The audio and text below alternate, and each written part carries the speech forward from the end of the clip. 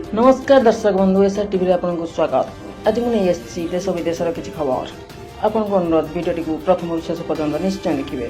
Video भल लगे like share और चैनल को सब्सक्राइब करेंगे। आसतु खबर पर नजर पकाइबा। खूब कम दिन भितर आसीज किसान सम्मान निधि 15तम किस्ती विलंबन कर ऑनलाइन भरी दिंतु यही सब डॉक्यूमेंट। आज्ञा दर्शक बंधु, केंद्र सरकार प्रधानमंत्री किसान सम्मान निधि 15तम किस्ती नवेम्बर कि डिसेम्बर में प्रदान करें।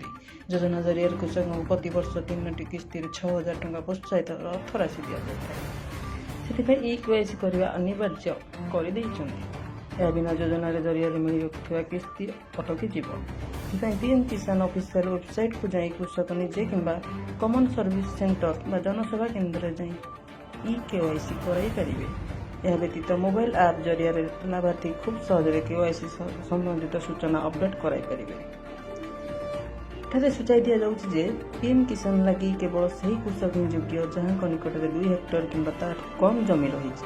योजनार फायदा उठेबा लगी पीएम किसान वेबसाइट जमीर पट्टा अपलोड करने सहित लाभार्थी बैंक अकाउंट 15तम किस्ती खूब शीघ्र आसीज। धन्यवाद।